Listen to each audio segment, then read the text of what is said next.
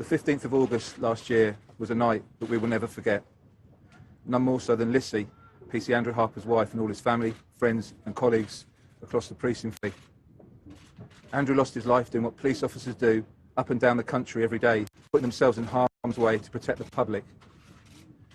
Despite having worked an already long shift and being ready to go off duty, Pc Harper and his roommate, Pc Shaw, responded to reports of a burglary in progress at Stamford Dingley in West Berkshire. They could have ignored that call, but it's not what professional and dedicated police officers do. Pc Harper had all those qualities in abundance, and tragically this cost life. It was the determined criminality of Henry Long, Albert Bowers and Cole that caused these catastrophic events.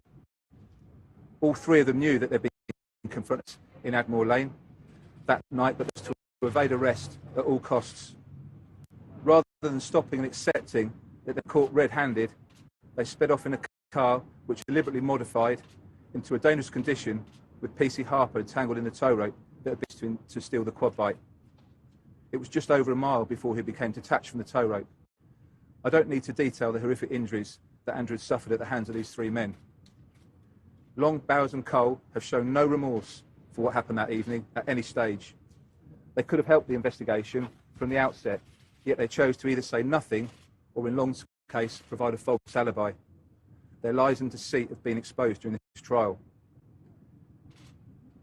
This investigation has been incredibly complex and distressing, and I want to pay tribute to all those police officers, police staff, the CPS and the instructed lawyers who have worked tirelessly over the last 11 months. Lastly, to pay tribute to Lissy, Andrew and Andrew's family. Their dignity, courage, support to this investigation has been nothing short of incredible and inspiring to us all. We will never forget the terrible loss of Pc Andrew Harper.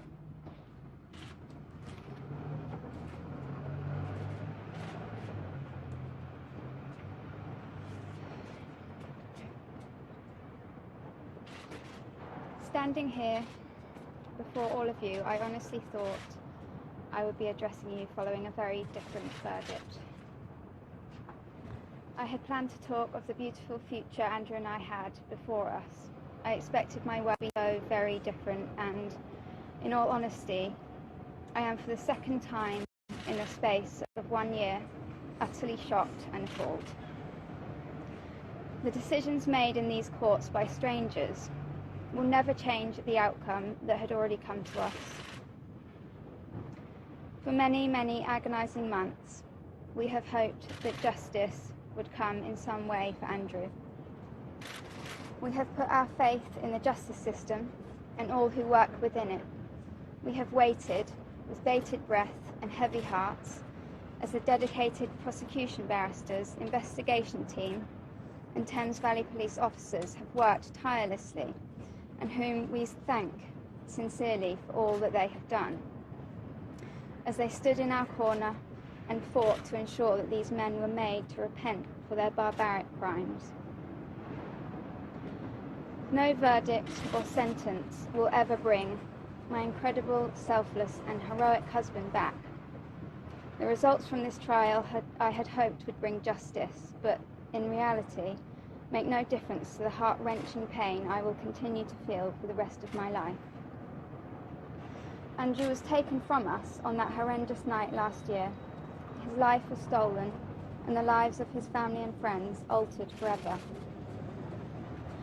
This crime, whatever the outcome deliberated over in court, was brutal and senseless. The way in which Andrew was robbed of his life we all know to be barbaric and inexplicable. I'm immensely disappointed with the verdict given today. Andrew served in Thames Valley Police with honour. He went out night after night, risking his life for the safety and well-being of the innocent, as all police officers do with passion. Ultimately, he laid down his life for us all. And it pains me more than I can ever explain that this has not been appreciated by the very people who should have seen his heroic and selfless duty. As so many other members of the public, total strangers, clearly do. Myself and Andrew's family will never come to terms with our new lives. We will never understand how such a beautiful, loving, decent human being could be dealt this fate. I now have my own life sentence to bear, and believe me when I say it will be a much more painful, soul-destroying and treacherous journey than anyone facing a meagre number of years in prison will experience.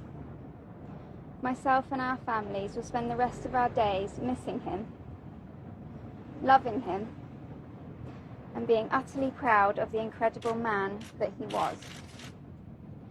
We will never forget the kindness we as a family have received from all who have supported us over the past year. Friends, family, total strangers, and the almighty unity of the thin blue line. From the depths of our hearts, thank you.